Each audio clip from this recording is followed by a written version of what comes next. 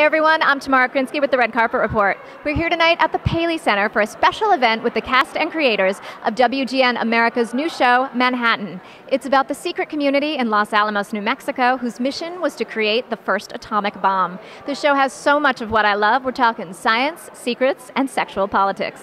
All right, so let's talk about the show. You're fantastic in it. I was lucky enough to see the first episode.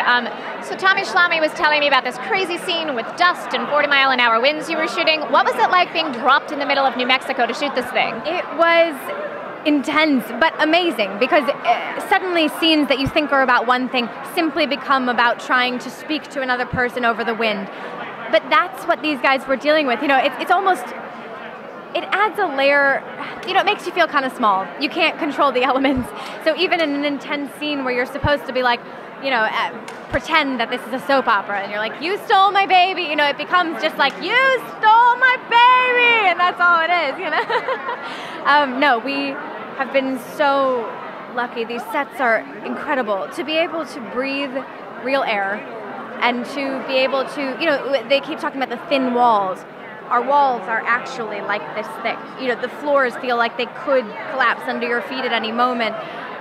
There's very little pretending that has to happen, which really allows us to just be in the moment. That's all we can really ask for as actors. And there is a lot, I mean, the show involves a lot of science. It also involves a lot of secret keeping.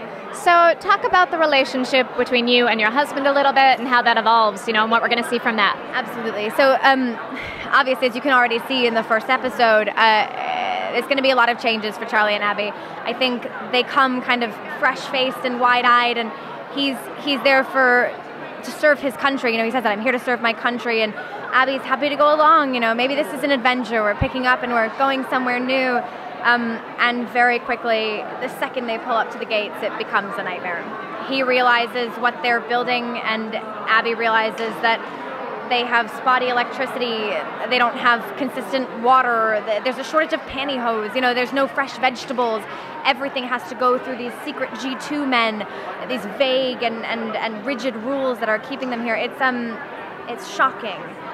Even small things, like there's a scene where the wives bust through the front door. That would never happen back in Brookline. You knock before you come in, you know?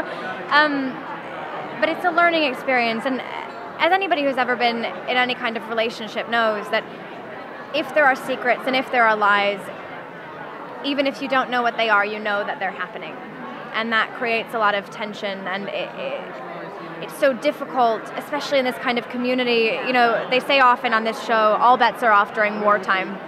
None of the rules apply. Women, it's an interesting time for women. They had to get jobs that they weren't necessarily qualified for, and they didn't ever think they'd have. You know, Abby would never have had a job, but everybody had to work in Los Alamos. There weren't enough hands.